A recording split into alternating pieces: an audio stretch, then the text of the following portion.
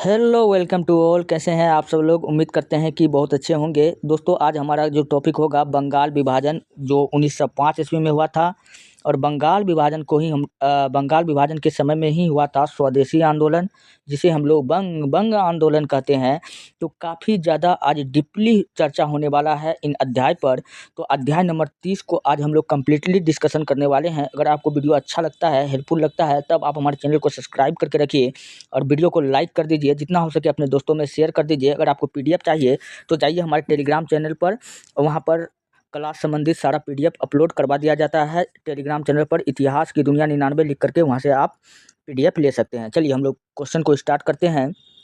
बंग विरोधी, इसी को हम लोग दोस्तों क्या कहते हैं, स्वदेशी आंदोलन का प्रारंभ पूछेगा कब हुआ था। तो बंग आंदोलन या इसी को हम लोग क्या कहते हैं, स्वदेशी आंदोलन का प्रारंभ पूछा कब हुआ था। तो वो कब हुआ था? तो 7 अगस्त 1905 को हुआ था। कब हुआ था? 7 अगस्त 1905 को हुआ था।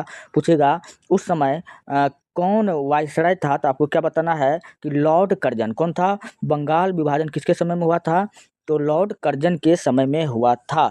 चलिए और इसके डिस्कशन के बाद अगर किया जाए तो यही क्वेश्चन यहाँ से लगा हुआ है। तो डिस्कशन हम लोग पहले देख लेते हैं। भारतीयों के विरोध के बावजूद वायसराय लॉर्ड कर्जन ने 20 जुलाई 1905 को बंगाल विभाजन की घोषणा कर दी, जिसे 16 अक्टूबर 1905 को लागू होना था। 20 जुलाई को क्या कर दिया? घोषणा किया है, लेकिन 16 अक्टूबर को क्या कर दिया? लागू कर दिया इस नियम को। इस निर्णय के विरोध में 7 अगस्त 1905 को कलकत्ता के टाउन हॉल में एक बहिष्कार प्रस्ताव पारित हुआ। स्वदेशी आंदोलन की घोषणा की गई। 16 अक्टूबर 1905 का दिन, जब बंगाल विभाजन का निर्णय लागू हुआ, पूरे बंगाल में राष्ट्रीय शोक दिवस मनाया गया। तो उस दिन क्या मनाया गया था? पूरे बंगाल में राष्ट्रीय शोक दिवस मनाया गया। नेक्स्ट है अगला प्रश्न, बंगाल का विभाजन मुख्यतः किया गया था। तो बंगाल का विभाजन क्यों किया गया था? ऑप्शन देखिए क्या कह रहा है, हिंदू और मुसलमान को विभाजित करने के लिए नहीं, ये बिल्कुल गलत है। अगला है प्रशासनिक सुविधा के लिए। सी है बंगाली राष्ट्रवाद को दुर्बल करने के लिए। हाँ बिल्कुल सही है। वहाँ के लोगों को राष्ट्रवाद के प्रति दुर्बल बनाने के लिए क्या किया गया था? बंगाल का विभाजन किया गया था। किसके काल में? लॉर्ड कर्जन के काल में, 1905 में। चलिए देखते हैं इसका डिस्कशन क्या कहता है कि बंगाली राष्ट्रवाद को दुर्बल करने के लिए बंगाल विभाजन किया गया। बंगाल उस समय भारतीय राष्ट्रीय चेतना का केंद्र बिंदु था और साथ ही बंगालियों में प्रबल राजनीतिक जागृति भी थी। सुरेंद्र नाथ बनर्जी, कृष्ण कुमार मिश्र, पृथ्वी राय जैसे बंगाल के नेताओं ने बंगाली हितवादी एवं संजीवनी जैसे अखबारों द्वारा विभाजन की प्रस्ताव की आलोचना की। और बंगाल विभाजन का इन सारे नेता ने क्या किया था? आलोचना किया था। नेक्स्ट है अगला है 1905 ईस्वी में बंगाल विभाजन किस वायसराय के कार्यकाल में हुआ था? तो बंगाल विभाजन किसके काल में हुआ था? तो लॉर्ड कर्जन के काल में हुआ था 1905 में। अच्छा, बंगाल विभाजन को पूछेगा कि रद्द किसने किया था? तो लॉर्ड रिपन। कर्जन ने लगाया था, रिपन ने हटाया था। तो आपको ये भी बात याद रखना है। चलिए ऑप्शन बी इसका क्या होगा? बिल्कुल राइट होगा। और यहाँ इसका डिस्कशन है, बंगाल का विभाजन लॉर्ड कर्जन 1899 से 1905 ईस्वी में। कब हुआ था? 1905 में हुआ था। इस कार्यकाल में किया गया था। यही वो समय था जब बंगाल का विभाजन हुआ था। विभाजन के समय बंगाल में बिहार, उड़ीसा एवं बांग्लादेश शामिल था। तो इनको हम लोग उस समय जो था बिहार, उड़ीसा, बांग्लादेश जो था, इन सबको दोस्तों एक नाम दिया गया था, कलकत्ता प्रेसिडेंसी। क्या नाम दिया गया था? कलकत्ता प्रेसिडेंसी। और कलकत्ता प्रेसिडेंसी में उस समय कौन कौन आता था? यानी बंगाल प्रेसिडेंसी। कलकत्ता मतलब क्या? बंगाल। पश्चिम बंगाल की राजधानी क्या है? कलकत्ता ना है। तो इसलिए इसको क्या कहा जाता था? कलकत्ता प्रेसिडेंसी या बंगाल प्रेसिडेंसी। इसमें कौन कौन राज्य शामिल था? उस समय बिहार भी था, उड़ीसा भी था और बांग्लादेश भी था। बंगाल विभाजन के निर्णय की घोषणा 20 जुलाई 1905 को हुई थी तथा यह 16 अक्टूबर 1905 को क्या हो गया? लागू हो गया। नेक्स्ट है बंगाल के विभाजन के समय बंगाल का लेफ्टिनेंट गवर्नर कौन था? तो जिस समय बंगाल का विभाजन हुआ था उस समय बंगाल का जो लेफ्टिनेंट गवर्नर था वो कौन था? सर एंड्रयू फ्रेजर था। तो ऑप्शन नंबर 1 क्या होगा? राइट होगा। और सर एंड्रयू फ्रेजर के बारे में अगर हम जाने तो बंगाल विभाजन के समय सर एंड्रयू फ्रेजर 1903 से 1908 ईस्वी तक बंगाल में एक सिविल सेवक और लेफ्टिनेंट गवर्नर थे। और ये बंगाल में गवर्नर के पद पर था। कब? 1903 से 1908 के बीच में। 16 अक्टूबर 1905 को बंगाल विभाजन के बाद पूर्वी एवं पश्चिमी बंगाल में विभाजित हो गया और बंगाल को बांट करके दो हिस्सों में बांट दिया। एक को कहा गया पूर्वी बंगाल, दूसरा कहा गया पश्चिमी बंगाल। पूर्वी बंगाल का प्रथम लेफ्टिनेंट गवर्नर ब्रूमफील्ड फुलर था तथा पश्चिमी बंगाल का गवर्नर किसको बनाया गया? लेफ्टिनेंट गवर्नर एंड्रू फ्रेजर को नियुक्त किया गया। पूर्वी बंगाल का पूछेगा कि गवर्नर जनरल किसको बनाया गया था विभाजन करके? ब्रूमफील्ड फुलर को। चलिए नेक्स्ट अगला है, स्वदेशी आंदोलन के प्रारंभ का तत्कालिक कारण क्या था? स्वदेशी आंदोलन के प्रारंभ का तत्कालिक कारण क्या था? इसका तत्कालिक कारण था लॉर्ड कर्जन द्वारा किया गया बंगाल विभाजन। तो इसका ऑप्शन नंबर ए क्या होगा? राइट होगा। नेक्स्ट यहाँ देख लेते हैं इनके डिस्कशन कहता है कि बंगाल विभाजन के कारण स्वदेशी आंदोलन प्रारंभ हुआ। बंगाल विभाजन का उद्देश्य राजनीतिक था तथा यह बंगाल में बढ़ रही राष्ट्रीयता की भावना को तोड़ने हेतु ब्रिटिश सरकार द्वारा उठाया गया कदम था। नेक्स्ट अगला प्रश्न है, मद्रास में स्वदेशी आंदोलन का नेतृत्व किसने किया था? अब मद्रास में पूछ रहा है कि स्वदेशी आंदोलन का नेतृत्व कौन किया था? तो वो किया था चिदंबरम पिल्ले। ऑप्शन नंबर सी क्या होगा? राइट होगा। इनके बारे में अगर हम जाने चिदंबरम पिल्ले कौन था, तो मद्रास में स्वदेशी आंदोलन का इन्होंने नेतृत्व किया था कांग्रेस के बनारस अधिवेशन जो कब हुआ था? 1905 ईस्वी में, तथा स्वदेशी एवं बहिष्कार आंदोलन का अनुमोदन किया था, मतलब इसमें यह शामिल था। इस आंदोलन का प्रचार बाल गंगाधर तिलक ने बम्बई एवं पुणे में, लाला लाजपत राय एवं अजीत सिंह ने पंजाब एवं उत्तर प्रदेश में तथा सैयद हैदर राजा ने दिल्ली में किया था। तो पूछा जाता है स्वदेशी आंदोलन का जो प्रचार प्रसार कौन कौन कहाँ कहाँ से कर रहा था? तो पुणे से लाला लाजपत राय, बाल गंगाधर तिलक कहाँ से कर रहा था? मुंबई से कर रहा था। अजीत सिंह कहाँ से कर रहा था? पंजाब से कर रहा था। उत्तर प्रदेश में सैयद हैदर राजा कर रहा था। तो इतना बात आपको याद रखना है। नेक्स्ट है, बंगाल में ब्रिटेन की वस्तुओं के बहिष्कार का सुझाव सर्वप्रथम किसने दिया था? तो बंगाल में ब्रिटेन की वस्तुओं का सुझाव का प्रस्ताव जो सर्वप्रथम दिया था, कौन दिया था? कृष्ण कुमार मित्र ने दिया था। तो ऑप्शन नंबर बी क्या होगा? बिल्कुल राइट हो जाएगा।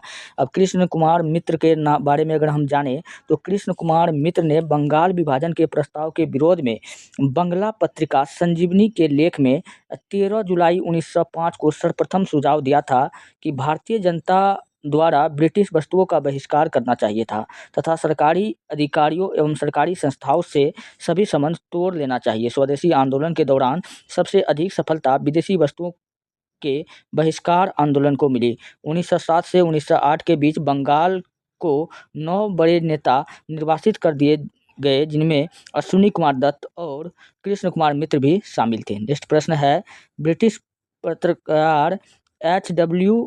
नेविल्सन जुड़े थे। ब्रिटिश पत्रकार नेविल्सन पूछ रहा है कि वो जुड़े थे, किससे जुड़े थे? तो वो स्वदेशी आंदोलन से जुड़ा था। तो ऑप्शन नंबर सी क्या होगा? राइट होगा।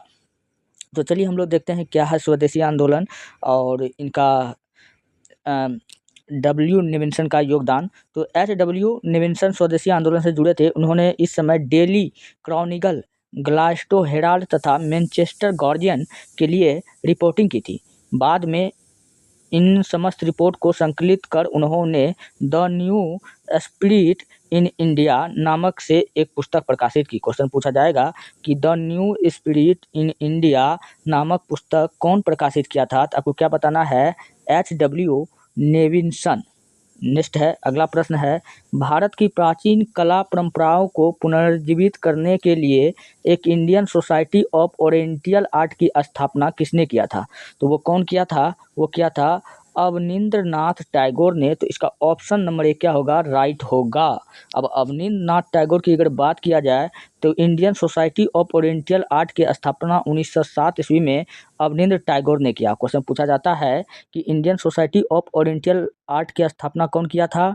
तो अवनींद्रनाथ टैगोर ने किया था। पूछेगा कब किया था? तो 1907 में किया था। अवनींद्रनाथ टैगोर का जो संपूर्ण जीवन काल अगर पूछे 1871 से 1951 तक था इनका जीवन काल। इन्होंने राष्ट्रीय आंदोलन को बढ़ते प्रभाव के वातावरण में की थी। अवनींद्रनाथ टैगोर ने पश्चात प्रभाव से अलग रहकर स्वदेशी चित्रकारी प्रारंभ की, जिसके द्वारा आधुनिक भारतीय चित्रकला के विकास को बढ़ावा मिला। नेक्स्ट है, स्वदेशी और बहिष्कार सर्वप्रथम किस घटना के दौरान संघर्ष की विधि के रूप में अपनाए गए थे? वो किस घटना के दौरान अपनाए गए थे? तो इसका ऑप्शन नंबर ए बिल्कुल राइट हो जाएगा, बंगाल विभाजन के विरुद्ध आंदोलन। इसका डिस्कशन है कि संघर्ष और विरोध के विधियों के रूप में स्वदेशी एवं बहिष्कार पहली बार बंगाल विभाजन के विरुद्ध, जो बंगाल विभाजन कब हुआ था 1905 में हुए आंदोलन के दौरान अपनाए गए थे। स्वदेशी आंदोलन के समय लोगों का आंदोलन के प्रति समर्थन एकत्र करने में स्वदेश बांधव समिति की महत्वपूर्ण भूमिका थी। अब क्वेश्चन पूछा जाता है कि स्वदेशी आंदोलन के समय लोगों का समर्थन एकत्र करने का सबसे अधिक योगदान किसका था? तो आपको क्या बताना है? स्वदेश बांधव समिति। इसकी स्थापना पूछेगा कि इस समिति का स्थापना कौन किया था? तो अश्विनी कुमार दत्त ने किया था। पूछेगा कब किया था? तो 6 अगस्त 1905 को किया था। कहाँ किया था?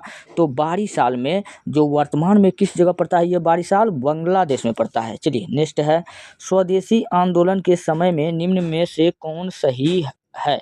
तो स्वदेशी आंदोलन के बारे में कौन सही है? तो कुछ विशिष्ट मुसलमान आंदोलन में शामिल हुए, बिल्कुल ये सही बात है। और क्या कहता है कि स्त्रियों ने आंदोलन में सक्रिय भागीदारी की, हाँ स्त्री भी शामिल था इस आंदोलन में। तीसरा है, आंदोलन में बंगाल के किसानों को न तो अधिक प्रभावित किया गया, तो हाँ ये भी सही बात है। तो 1, 2, 3 और चौथा क्या कहता है? यह बंगाल तक ही सीमित, नहीं, ये सभी जगह था। तो ये चौथा क्या है? ये गलत दिया हुआ है। बाद बाकी 1, 2, 3 क्या है? बिल्कुल राइट है। तो 1, 2, 3 ऑप्शन नंबर सी में देखिए मिल रहा है, तो ऑप्शन नंबर सी क्या होगा? राइट होगा। चलिए बढ़ते नेक्स्ट, अगला है, यहाँ डिस्कशन इसका देख लेते हैं। 1905 में बंगाल विभाजन के विरोध स्वरूप स्वदेशी आंदोलन प्रारंभ हुआ, जिसका विस्तार बंगाल के साथ साथ पंजाब, मध्य प्रांत, संयुक्त प्रांत, बम्बई प्रांत में था। सरकार ने आंदोलन को दुर्बल करने के लिए, हिंदू मुस्लिम एकता को नष्ट करने के लिए मुस्लिम लीग की गठन को प्रोत्साहित किया। अच्छा, अब आपको बताना है कि मुस्लिम लीग का स्थापना कब हुआ था? दोस्तों मुस्लिम लीग का स्थापना 1906 ईस्वी में हुआ था। पूछेगा कहाँ हुआ था? तो आपको बताना है बांग्लादेश की राजधानी ढाका में हुआ था। कहाँ हुआ था? ढाका में हुआ था। और पूछेगा कौन किया था? आपको बताना आगा खां और सलीमुल्लाह खां। क्या बताना है? आगा खां और सलीमुल्लाह खां दोनों मिल करके मुस्लिम लीग की स्थापना किया था। और चलिए, स्वदेशी आंदोलन में सम्मिलित हुए। स्वदेशी आंदोलन उपनिवेशवाद के विरुद्ध पहला सशक्त राष्ट्रीय आंदोलन था। नेक्स्ट है, निम्नलिखित में से कौन सुमेलित नहीं है? यहाँ देखिए कौन, यहाँ पर मिलान करना है आपको, कौन इसमें से मेल नहीं खा रहा है। तो अलीगढ़ आंदोलन, हाँ अलीगढ़ में आंदोलन सर सैयद अहमद खां का है, और अलीगढ़ में ही इनका क्या है? कब्र भी है, AMU में, आपको तो पता ही है। तो ये क्या है? तो ये बिल्कुल सही मिला हुआ है। और देवबंद आंदोलन मोहम्मद कासिम ननतोवी, ये भी सही है। फिर है अहमदिया आंदोलन महमूद उल हसन, हाँ यहाँ गलत है, महमूद उल हसन नहीं होगा, मिर्ज़ा गुलाम अहमद होगा। तो यहाँ गलत आंसर दिया हुआ है। जबकि फराइजी आंदोलन कौन है? हाजी शरीयतुल्लाह। तो ये तुम A, B और D तीनों सही है, तो सुमेलित C वाला नहीं है। यहाँ डिस्कशन देखते हैं। अहमदिया आंदोलन का प्रारंभ 1889 ईस्वी में हुआ था। कब हुआ था? 1889 ईस्वी में। पूछेगा कौन किया था? तो मिर्ज़ा गुलाम अहमद। कौन किया था? मिर्ज़ा गुलाम अहमद यहाँ होना चाहिए, लेकिन देखिए क्या दिया हुआ है C नंबर में? महमूद उल हसन दिया हुआ है, इसलिए इसका ऑप्शन नंबर C क्या होगा? बिल्कुल राइट हो जाएगा। मिर्ज़ा गुलाम अहमद पश्चिमी उदारवाद, ब्रह्म विद्या तथा हिंदुओं के धार्मिक सुधार आंदोलन से प्रभावित थे। यह पूछेगा कि किस धर्म से ताल्लुक़ रखते थे? हिंदू धर्म से, और हिंदू धार्मिक सुधार आंदोलन से यह संबंध रखता था। नेक्स्ट है अगला, 1906 ईस्वी में लंदन में अभिनव भारत सोसाइटी की स्थापना किसने किया था? दोस्तों अभिनव भारत सोसाइटी की स्थापना किसने किया था? वो किया था BD सावरकर, विनायक दामोदर सावरकर ने किया था। और विनायक दामोदर सावरकर ने 1906 में लंदन के इंडिया हाउस में अभिनव भारत सोसाइटी की स्थापना की थी। इससे पूर्व उन्होंने 1904 में नासिक महाराष्ट्र में अभिनव भारत नामक एक क्रांतिकारी संगठन की स्थापना किया था। अच्छा, विनायक दामोदर सावरकर के बारे में याद रखना, मित्र मेला का भी गठन पूछेगा कौन किया था? तो इन्होंने किया था, विनायक दामोदर सावरकर ने। नेक्स्ट है, खुदीराम बोस ने किस स्थान पर किंग्सफोर्ड की हत्या का प्रयास किया था? खुदीराम बोस ने किस जगह पर किंग्सफोर्ड की हत्या का प्रयास किया था? तो वो किया था मुजफ्फरपुर में। कहाँ किया था? मुजफ्फरपुर में किया था। तो इसका ऑप्शन नंबर C क्या है? राइट है। 30 अप्रैल 1908 को बिहार में मुजफ्फरपुर में प्रफुल्ल चाकी व खुदीराम बोस ने किंग्सफोर्ड की बग्घी पर बम फेंका। किंग्सफोर्ड तो बच गए, किंतु भारतीय आंदोलन से हमदर्दी रखने वाले मिस्टर कनेडी की पत्नी व पुत्री मारी गई। इस घटना से आहत होकर प्रफुल्ल चाकी ने आत्महत्या कर ली, और खुदीराम बोस 18 वर्ष, और इनको क्या कर दिया गया? फांसी दे दिया गया। तो एक अंग्रेज था जिनकी गलती से इनका उद्देश्य नहीं होता है खुदीराम बोस का उनका हत्या करना, लेकिन गलती से वो मर जाता है, जिसके बाद में इनको फांसी की सज़ा दिया जाता है। तो भारत के सबसे कम उम्र में फांसी पर चढ़ने वाले ये क्रांतिकारी थे। अच्छा, तो सबसे पहले अगर पूछेगा कि सबसे पहले फांसी पर किसको चढ़ाया गया था, तो 1857 में, याद रख लीजिएगा 1857 में मंगल पांडे को चढ़ाया गया था। कौन? मंगल पांडे को फांसी दिया गया था। उसके बाद में कौन है? भगत सिंह को 23 मार्च 1931 भगत सिंह को फांसी का, भगत सिंह, राजगुरु, सुखदेव तीनों को दिया गया था। तो सबसे कम उम्र में खुदीराम बोस। चलिए नेक्स्ट है, करजन वायली की हत्या के आरोप में किसे मृत्युदंड दिया गया? करजन वायली की हत्या में अभी मैंने आपको बताया कि किसको मृत्युदंड दिया गया था, तो यह मदन लाल धिंगड़ा। अब इनका क्या कहानी है भैया? करजन वायली भारत राज्य सचिव के सलाहकार थे। करजन वायली पूछेगा कौन थे, तो आपको बताना है भारत के राज्य सचिव के वे सलाहकार थे। 1 जुलाई 1909 को भारतीय राष्ट्रीय संघ की बैठक के दौरान लंदन में मदन लाल धिंगड़ा ने गोली मारकर उसकी हत्या कर दी। अब क्वेश्चन पूछा जाता है कि कर्नल वायली की हत्या कौन कर दिया था, तो यही मदन लाल धिंगड़ा ने इनका हत्या कर दिया था, जिसके कारण धिंगड़ा को फांसी दिया गया था। नेक्स्ट प्रश्न है, अगला है, बंगाल विभाजन के समय किसने कहा था विभाजन हमारे ऊपर बम की तरह गिरा? यह कथन कौन दिया था? यह कथन दिया था सुरेंद्र नाथ बनर्जी। ऑप्शन नंबर 1 क्या है? राइट है।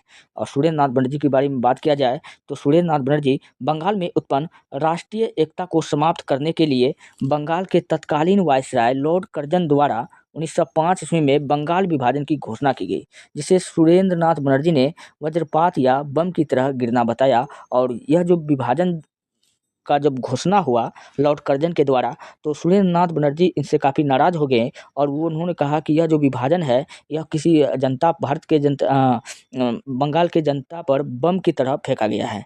नेक्स्ट है, अगला है प्रश्न है, बंगाल 1905 में विभाजित हुआ, जिसके विरोध के फलस्वरूप यह दोबारा विभाजित हुआ। अगला प्रश्न है कि बंगाल 1905 में विभाजित हुआ, जिसके विरोध के फलस्वरूप यह दोबारा विभाजित हुआ।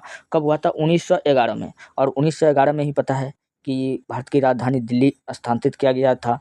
तो यहाँ देखते हैं हम लोग इनका डिस्कशन। दिसंबर 1911 में ब्रिटिश सम्राट जॉर्ज पंचम और महारानी मैरी के भारत आगमन पर उनके स्वागत हेतु दिल्ली में एक दरबार का आयोजन किया गया। दिल्ली दरबार में ही 12 दिसंबर 1911 को सम्राट ने बंगाल विभाजन को रद्द कर दिया। बंगाल विभाजन को 1911 में क्या कर दिया गया? रद्द कर दिया गया। और साथ ही कलकत्ता जगह दिल्ली को भारत की नई राजधानी बनाया गया। अब जो है कहा गया कि कलकत्ता भारत की राजधानी नहीं रहेगा, अब कौन राजधानी रहेगा? दिल्ली रहेगा। भारत की राजधानी नई दिल्ली रहेगा। अच्छा, भारत का वित्तीय राजधानी पूछेगा कौन है, तो भारत का वित्तीय राजधानी दोस्तों मुंबई है। कौन है? मुंबई है। मुंबई को हम लोग बॉलीवुड का शहर या सपनों का शहर या सूती वस्त्रों की राजधानी कहते हैं। चलिए नेक्स्ट अगला है, निम्नलिखित में से किस आंदोलन के दौरान वंदे मातरम भारतीय राष्ट्रीय आंदोलन का शीर्ष गीत बना? किस आंदोलन के दौरान? तो वो स्वदेशी आंदोलन के दौरान बना था। तो ऑप्शन नंबर 1 क्या होगा? राइट होगा। स्वदेशी आंदोलन के दौरान 16 अक्टूबर 1905 का दिन, जिस दिन विभाजन प्रभावी हुआ बंगाल का, पूरे बंगाल में शोक दिवस के रूप में मनाया गया। जनता ने जुलूस निकाला। सवेरे जत्थे लोगों ने गंगा स्नान किया और फिर सड़कों पर वंदे मातरम गाते हुए प्रदर्शन करने लगे। और वंदे मातरम इस आंदोलन का शीर्ष गीत तभी बन गया था। नेक्स्ट है अगला, निम्नलिखित में कौन स्वदेशी आंदोलन का आलोचक था एवं पूर्व तथा पश्चात के मध्य एक बेहतर संबंध का समर्थक था? वो व्यक्ति कौन था? वो था RN टैगोर था। ऑप्शन नंबर सी क्या होगा? राइट होगा। रविन्द्रनाथ, इसी को हम लोग क्या कहते हैं? रविन्द्रनाथ टैगोर कहते हैं। रविन्द्रनाथ टैगोर स्वदेशी आंदोलन के आलोचक थे तथा पूर्व एवं पश्चात सभ्यता के मध्य एक बेहतर संबंध के समर्थक भी थे। तो दोस्तों ये रहा स्वदेशी आंदोलन से जितने भी क्वेश्चन पूछे जाते हैं वो सारे क्वेश्चन मैंने आपको करवा दिया। अगर आपको वीडियो अच्छा लगता है, हेल्पफुल लगता है, तब आप हमारे चैनल को सब्सक्राइब कर लीजिए और वीडियो को लाइक कर लीजिए। मैं हर रोज़ आपके लिए प्रैक्टिस सेट लाता रहता हूँ, जो टॉपिक वाइज टॉपिक। इसलिए ये चैनल काफ़ी इंपॉर्टेंट है, जो आपके सभी एग्ज़ाम के लिए इंपॉर्टेंट है। इसलिए वीडियो अच्छा लगता है तो चैनल को सब्सक्राइब कर लीजिए। PDF चाहिए तो जाइए हमारे टेलीग्राम चैनल पर, वहाँ पर आप इतिहास की दुनिया 99 ITIHAS इतिहास KIDUNIYA इतिहास की दुनिया 99 लिख करके वीडियो का PDF ले लीजिए। मिलते हैं नेक्स्ट वीडियो में। धन्यवाद।